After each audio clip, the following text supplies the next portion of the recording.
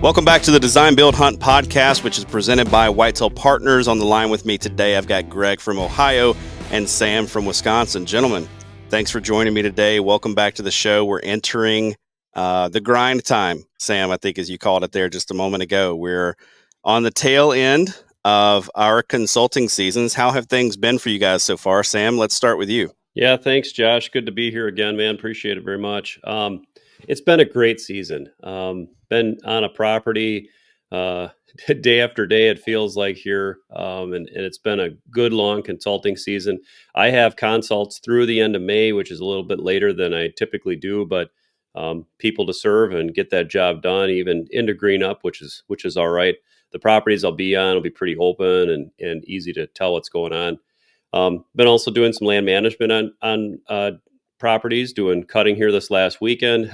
We had an awesome crew of 6 guys and got, I think it was about 15 stand setups done with mock scrapes, water holes, not Wow. water hole every one, but fair amount of them, and corridor cutting. It was fun to be part of a wrecking crew and get a whole lot of work done. So we've been busy. We get tired here toward the end of our consulting season and, the typical season. We do a lot of things, as everybody knows, in the summer, helping folks out, but a lot of work here. And I think you alluded to it when we were talking before we started up here, is I'm getting excited to get back to my property and the field work there. In fact, I'll be headed off to spray my plots here later this afternoon. Excellent. Yeah, Greg, what about you? Oh, it's been great. I've kind of wrapped up my consulting jobs at the beginning of April, so I haven't had any designs to put together here recently, but I've done a really smooth transition into the land management side. Either guys just bringing me back out or guys that were just looking for some land management work done, I've been able to get connected with and roll right into the habitat projects, which is it's always fun. I really enjoy doing that hands-on work because it brings the concept of design to life, and it really kind of confirms of what I was drawing up on the plan. Being able to put it right back into place is a really cool thing and full circle that I really enjoy doing. Yeah, I'm in the same boat as you. So wrapping up consulting opportunities, down here in the South, it's so green right now. There are, it's hard to really get through the timber to do a lot of consulting. There are some potentials for things to come up for that later on into the summer. But right now, like Greg was saying, smooth transition, circling back with a lot of those landowners that, have their plan. They've now had time to digest the plan. So going back and revisiting some properties, riding it with them, pointing out different things, talking about how we're going to implement, forest stand improvement in certain locations. And what does that look like? How do we, get these tree stand setups where they need to be? How do we cut in the travel corridors, place the mock scrapes? Was actually on a property doing that yesterday. It was kind of more of what we call a field day, which was just kind of an educational opportunity, right? We were returning after they get the plan and design, and we're talking through, exactly how to implement the work. We are demonstrating a lot of the work. We actually spent the time to cut in one bedding area, which was great to get that done. Opened up the canopy really, really well. Tons of sunlight to the ground now. Put in, I think, 3 different mock scrapes, cut in some travel corridors. And by the end of those days, to, look back at that landowner and see the confidence on their face, where they feel like now they're like, okay, I've got this. Like, I can implement every bit of this plan. I've got a full understanding. That's priceless, man. Getting to be part of that work. So definitely awesome opportunity to continue serving landowners. But yeah, I'm excited to get to my own property as well. And I think that's what we're going to be talking about here for this week's episode. We've joked many times how it's very easy to neglect our own properties and maybe not spend the time that we would either like to spend or really sometimes the time that we need to spend. It's like an accountant, like an accountant's checkbook, Josh. Yeah, that's exactly right. An accountant's checkbook is, very seldomly reconciled, and Mm. we're the same way when it comes to our own properties. But we do have things that we have to get done for deer season coming up this year. So I'm curious with you guys, what's high on either your personal priority list or what's high on your priority list when it's coming to some of these landowners with the land management work that you're trying to do. But and with this, one of the questions that I'm getting a lot right now from folks, especially landowners, is, "Hey, is it too late to cut in bedding areas if I didn't do it in February? Is it too late to cut in the travel corridors? Is it too late to do this or that kind of work?" So maybe address this as you guys are thinking about it, because I have a feeling you guys are late on a couple of things too on your own properties. Yeah, I'll jump in and say a few things there. My goal every year is to get out of the timber as fast as I can, and early in the season. So for us, we've already gone through our existing stands, added a new stand to going through replacing straps and all those safety things that are really important as well. Um, Checking shooting lanes. So I want to get, and this is probably more of an April thing in the past, but it's still not too late. Is getting getting everything cleared for your sets and the corridors, those sort of things, as quickly as you can before it's fully greened up. And I know half the country is pretty well fully greened up, but in the north half, we still have a few days or weeks left, depending on where you're at. And I like to get that cutting and those things done as soon as you can. But I will say you can continue to do cutting, especially corridors. Bedding areas typically, I might go in there and I'll fell that really big tree. If I don't like to do hinge cutting in bedding areas too much because of the cleaning and how it should look for fall and all those things. I might get some big structure down though. So like TSI type work, if you're going to fall some bigger trees, that's still possible in doing that. Right. But then especially corridors, I don't think it's a problem to get in and start dealing with roughing in those corridors, especially by your stand sets. I'd always tell people focus within 50 yards of the set, getting that right, getting that spot dialed in. I mentioned before we Right. spent the weekend cutting. That's what we were doing is on all these stand sets, getting within 50 to 100 yards in each direction of the stand, getting that where it should be, and then as time goes on and you have more time in the future, starting to connect those things. So timber projects as best you can. May is a great time to make sure all your mock scrapes are tuned up. Maybe you need a new licking branch. If you're going to put a water hole in the ground, it's a great time with soft ground to get that done. But finishing those things so that you can get out of the timber, start to leave it alone. And then I only like to return to the timber one time. Maybe that's to finalize cameras and make sure there haven't been any trees falling on corridors, just kind of a quick light check later on in the summer, and pretty much stick to the fields once it hits June, hopefully if I can. Yeah, yeah, that's a good word there too. Speaking of, checking those travel corridors, I like to do that one last check through, like as late as I possibly can, Hmm. like as late as I feel comfortable doing it, because I've just seen the impact that one Oh downed yeah. tree can have. You come into your It can stand make, set, had that one tree, you're in trouble. And it's just like you might as yeah, well go to the next stand because if it's blocking the corridor you have fully designed for that set, you're in trouble. that's right, that's right. That's the difference between seeing him at 75 and getting a shot at That's 25. right. uh, which is a heartbreaker. So, yeah, good stuff. Well, you mentioned their mock scrapes, and that's something that I recommend to clients. Like we're getting those dialed in pretty early in the spring. I like to have mine out right now. This time of year is when we're putting them out, and have folks who are kind of like, well, isn't that kind of a fall rut phase kind of thing? We put in a mock scrape yesterday on a property. I got pictures this morning from the client of deer on that mock scrape last night, and there was a doe there that he sent me a series of pictures, and he's like, she was there in that area for 3 hours and kept coming back and checking out the mock scrape. And so it's kind of a weird thing, but definitely piques that curiosity this time of year. And this year more than before, actually, I'm seeing more scrapes from the previous fall that are still open, Mm. still being worked, fresh tracks in them this year. Have you guys noticed anything like that? It seems like I'm finding more this year than previous. I feel you know, like I, I've I noticed look that. at them and I say, I see activity on them year round.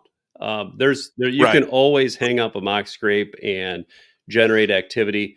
Now, certainly that people always think of that rut time frame of how they're being used and hit consistently and being refreshened after rain and all these things. That's all true. But that pattern can begin to develop early in the year. That's why we get them in Right. the spring. The other thing too, a lot of times we're hanging these with paracord. So maybe we're stringing paracord across two trees on either side of the corridor to get to drop that licking branch down just in the right spot. In all of that, sometimes trees move, the line settles over time, and that final tune up gives us that opportunity to, okay, I want to raise that thing 8 inches because it's kind of drooping down now, and making those final tweaks that if you were just setting it right before season or even into the season, those things could go awry. And, a branch falls on that line and tears it down. I've seen all those things happen. And the longer you can have that established, and they stay up year round. We never take ours down. We do replace the vines and licking branches from time to time, but you put them up right away and keep an eye on them, maintain them, and watch that deer sign develop over the course of the summer coming into fall. Right. Right. Greg, what are you going to be focusing on here over the next couple of weeks? So we're kind of thinking about the May timeframe. I know we're recording this just a little bit before, but thinking through the May timeframe, what are the things that you and also your clients that you're saying, hey, this is where you guys are best. This is the best use of your time right now. Yeah, I think Sam really nailed the majority of the projects that I would cover. So to kind of add in a little bit of different of a thought on that is maybe you find yourself in a situation where you were able to get out in the later parts of the winter and the early parts of spring and really nail down the majority, if not the whole list of your habitat improvements. It's maybe I go through now that everything is implemented and do a walkthrough to get a really good idea of how everything connects with one another.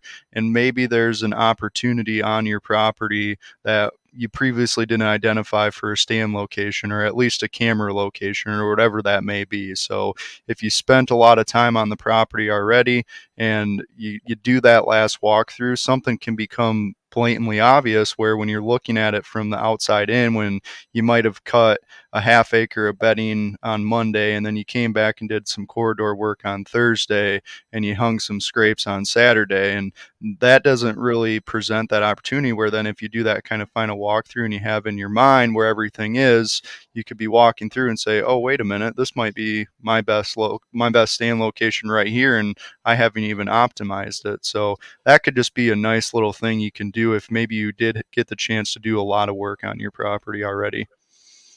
Yeah, almost spurring some ideas. You get to a spot that maybe you hadn't considered before, and it's like, wow, this actually sets up really, really nice. Yeah, I had a location that I was working with the guy on. We were really trying to optimize the saddle for a rut location, and we spent some time developing some bedding to on the prevailing upwind side of where the saddle was, just to really influence the bucks to come into this actual saddle area. And after investigating a little bit more, we found out like we actually need to move about 150 yards to the south of where this is, and there's a really nice pinch point on an old logging road that the whole time we were in there doing the habitat work and prepping this rut location, it's just something that we overlooked. But then once we went in there and looked at it and we kind of conversed about it, we're like, man, this is definitely the spot. And we just gotta, thankfully we were just able to make a couple little tweaks, but now our confidence level probably went from like a 7 to an 8 to a 10 out of 10 that when this wind hits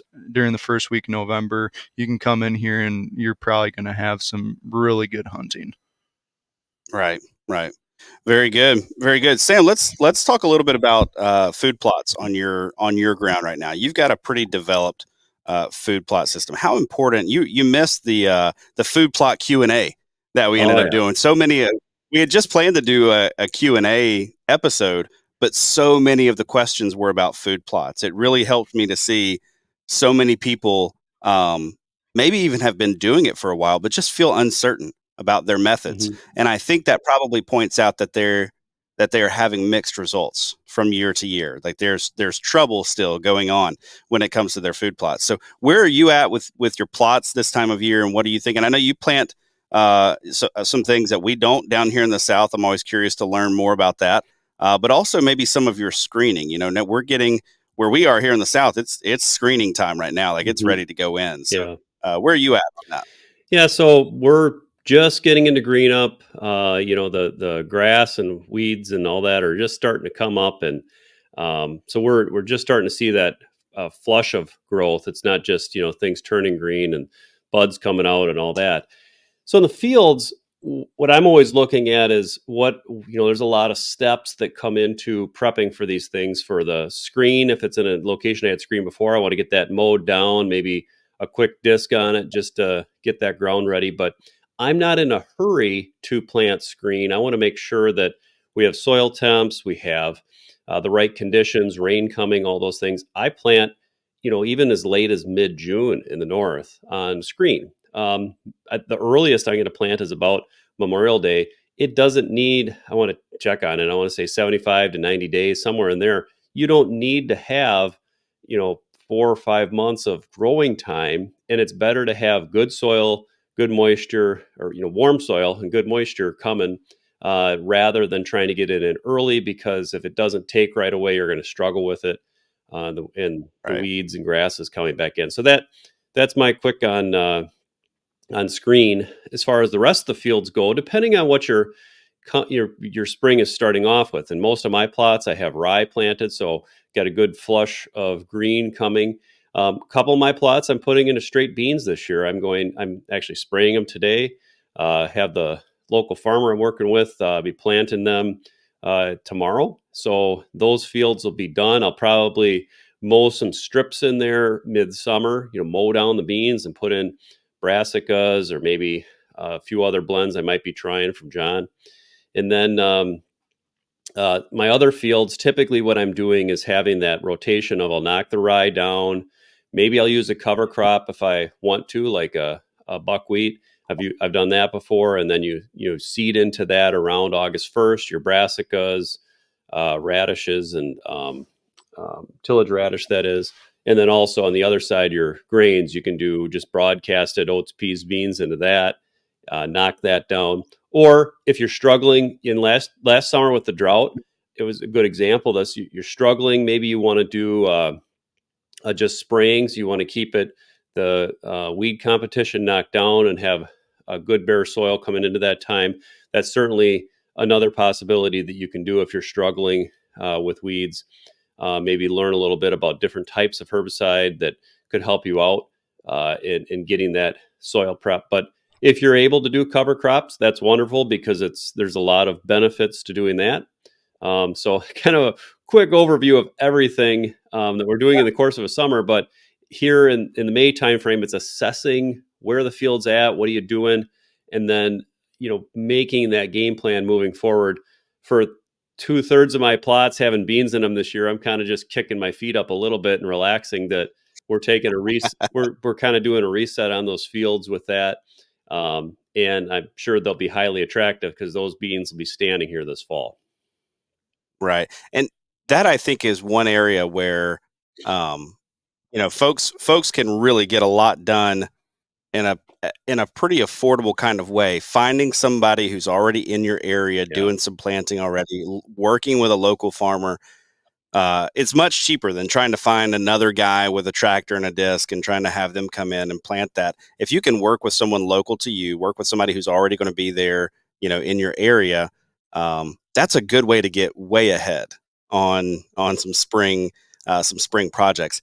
I have been checking out our a couple of food plots that we tried to get in last year that were perennial plots, perennial clover, Mhm. and as you guys both know, perennial clover, it can be hard to get established, or it can need a little bit more work. We need soil conditions to be right. We need moisture to be right.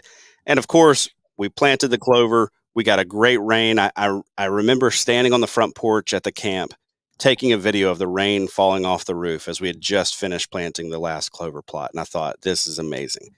And then it didn't rain for 4 weeks after that. And so those clover plots have really, really struggled. They're coming on strong now with things kind of greening up. We're getting a lot of rain right now, but a couple of those plots we're really going to have to do some work in. The first one was a plot where we're getting a lot of grass coming in, and so we're going to be spraying those plots pretty soon. The second plot, though, and I'll throw this out to both of you.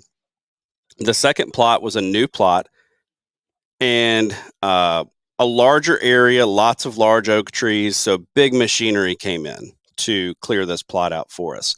Not the best soil, very hard, very compacted, um, has a clay component to the soil itself. So not ideal, but it's what we have to work with on the property. Unfortunately, we're not getting a lot of growth in that plot either from the clover. But when I went in to check the other day, nothing's growing in that plot. There are no grasses growing in the plot. There are no weeds popping up in the plot. There's nothing growing in the plot.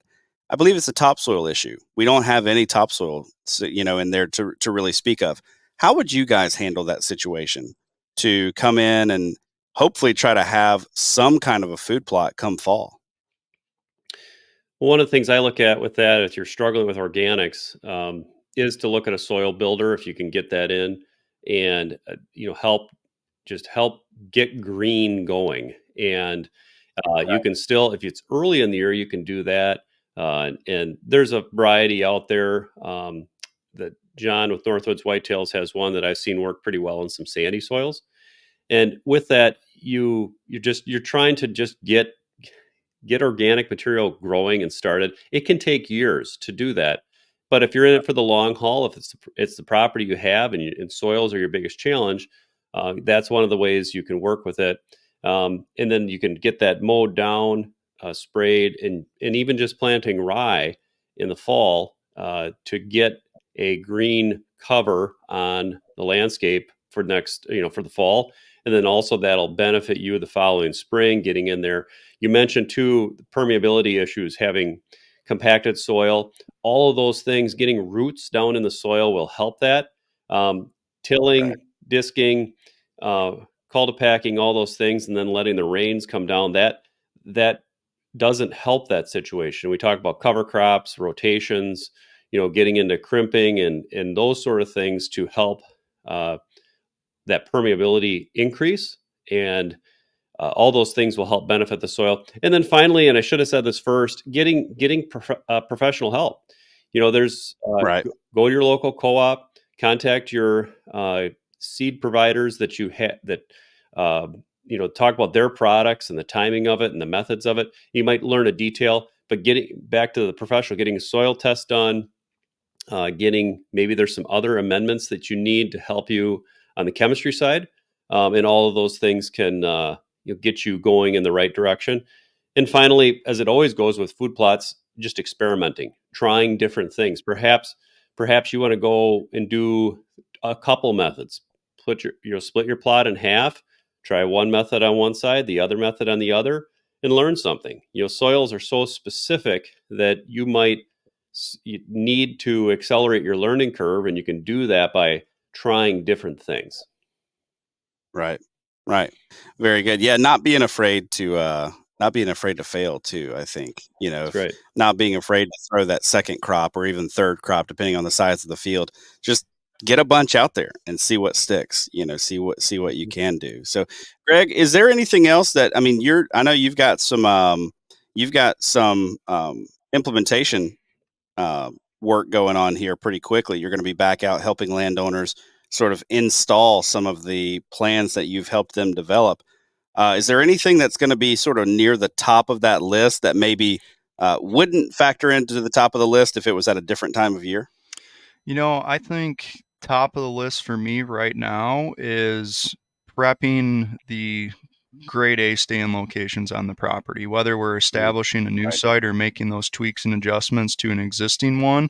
Reason that I put that at the top of the list right now is just because, like, where I am located here in Southern Ohio, the foliage levels are so comparable to that fall time frame. Right now it is green, and that's not what we get in the fall period, but the amount of foliage on the trees is very similar. So if we have the tree picked out at this location and say we're establishing a new location, I can get up in that tree, and what I see from that tree right now is what I'm going to see when I'm hunting during season. So that allows us to prep those travel corridors to know, okay, if I'm expecting a buck to be using this corridor in search of does, what is he going to want to feel enough security to travel down this corridor? But also, what is it going to look like for me opening up, whether it be a shot opportunity or even just little windows of open area where I can see beyond my bow range or whatever I'm using to hunt to see what is using this corridor from a further distance out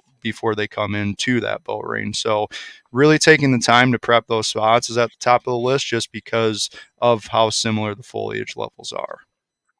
Gotcha.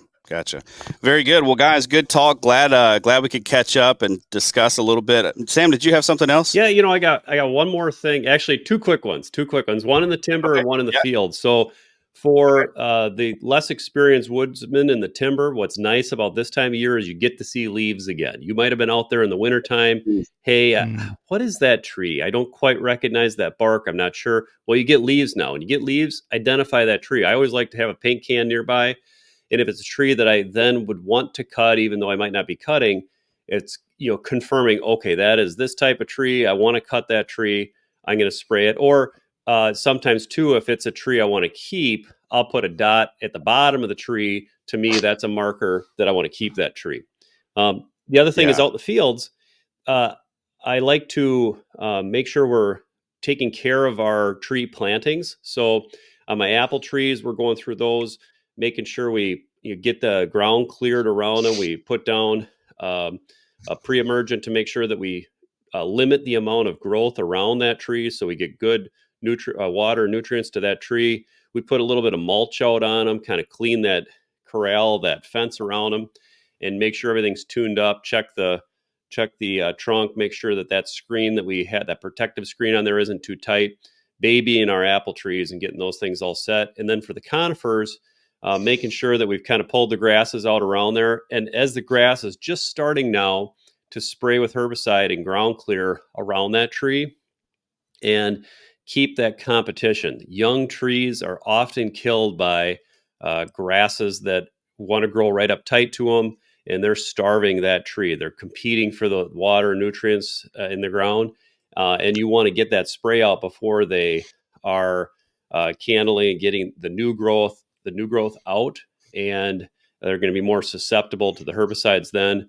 Much more resistant early in the spring once that grass greens up. So keeping that ground clear around your trees, you will see 2 or 3 times the growth. Just go look at your Christmas tree farms. You'll see what they do. They spray them all season very carefully because they want that tree to get 100% of what it can. Right. Yeah. Very, very good. Yeah. I love the obviously good stuff on the trees, but when it comes to plant ID, like this is the time of year. Mm-hmm. Like, yeah, now is the time of year to go out there and learn it. And I'm a big proponent. I always tell guys, if you can learn the top 10 trees on your farm, you're good. Everything else, just lump it into everything else category. If you get the top 10, then you've got 85+% of the trees covered, and you can be confident in what you can do. But one of the things that I've done for some different landowners is go through with the white ribbon, and a trick Sam taught me: tie the white ribbon around the tree and write myself a note on that white ribbon and leave it there, right, for a later date. Well, I'm writing names on this. So this is a tulip poplar, for instance. It can be difficult to tell a tulip poplar from a sweet gum by its bark in the winter, unless you've really paid a lot of attention. Well, if we leave that ribbon up there next year when the leaves come down, you have a pretty good idea of what is what and which is which, and you can kind of get a better feel for which one was which one and continue to kind of train your eye, because once the eye is trained, you begin to pick up on those things really, really quickly. But yeah, tree ID, big thing this time of year. Guys, thank you so much for joining and for discussing what you're doing this time of year. Good luck getting to those habitat chores. I'm confident that you will accomplish less on your properties than you think you will. That's it Proven always time and seems time that, again, Josh. Proven. That's exactly right. Everything takes, time and a half or double what we thought that it would. But that's okay. That's okay. Guys, thanks for joining me today. I appreciate it. Folks, go head over to our YouTube channel and check it out there. We've got a lot of good content on the way, and even some more design breakdowns here coming up, including one that I'm really excited about. We're going to record that one next. So, Greg, get ready.